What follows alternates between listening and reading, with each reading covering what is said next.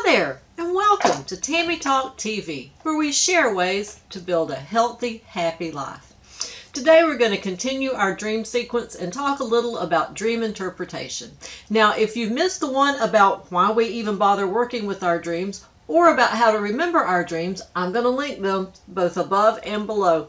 But today we're going to talk specifically about how to analyze our dreams and how to work with them and how to further that conversation between us and our higher self. So the first thing we have to remember when trying to interpret a dream is to make it personal. So wake up in the morning and check your dream diary and see what's there, because sometimes we'll write things down during the night and not even remember them. So just make it a habit to check that dream diary first, because remember, dreams are like smoke. They just dissipate during the day. So check that dream journal first thing in the morning and see what's there, and then try to add to that, because chances are during the night you just made a couple of quick notes. So now take a moment and flesh that out a little bit. What were the key players? What were the key symbols? What was the primary emotion of that dream? What else do you remember that's not visual? Like, do you remember any kind of weather condition, any kind of emotion that you felt? Things like that. Try to flesh out that dream memory as much as you possibly can. Then we want to take note of the symbols in the dream. So yes, while symbols are sort of universal in some ways, other symbols are very personal. So let's say, for instance, my daughter had a dream that featured an owl. Okay, now an owl, of course, has many symbolic meanings, especially as a dream symbol. But for her specifically, the first time she learned to drive a car, she almost ran over a huge owl. And so she remembers that owl to this day. She even has an owl tattoo because of that experience. She didn't hit him, but it made such an impression on her that she will never forget that owl. So for her, a dream symbol of an owl is much more personal than it would be, say, for me. So the first thing you have to do when you're working with dreams and dream symbols is ask yourself specifically, what does that mean to me?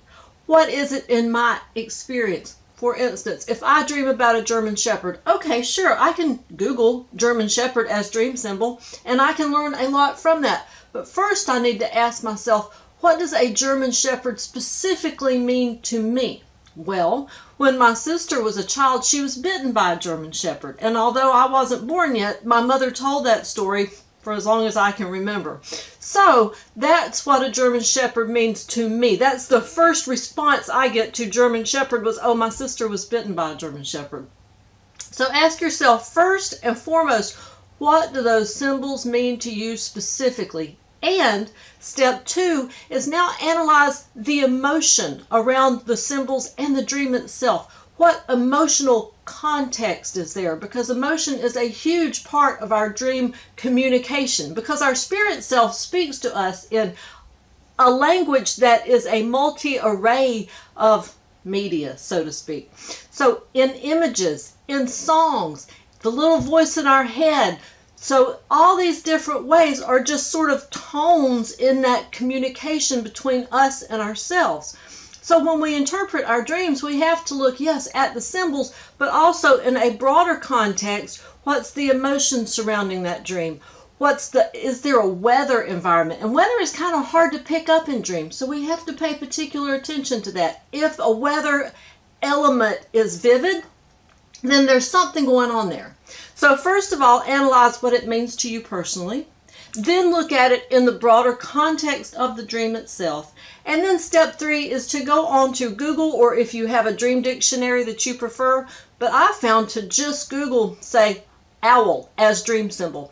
And you'll get different interpretations, because like Native Americans have one interpretation, whereas a different dream dictionary will have a slightly different interpretation. None of them are right or wrong. The only thing is that you will know it when you see it. So Google the interpretation or look it up in a dream dictionary, those specific symbols. So like horse, okay, is a dream symbol. But if it's a red horse, that's slightly different. So not only Google them as dream symbol, but then just red horse as symbol or as icon, right? So is that maybe the logo of a store that you visit? What is that connection? Because when you start finding those connections, that's when you're actually learning that language between yourself and your higher self. Because your higher self is speaking to you through a multi-ray of images, audio, even songs on the radio. It speaks to you through a very wide voice. And so we just have to kind of learn to take all those bits and pieces and put it together as part of this conversation that we're having. And we will talk more next time about how to further that conversation. So remember, step one is you have to ask yourself, what does that dream mean to me? What does that symbol mean to me?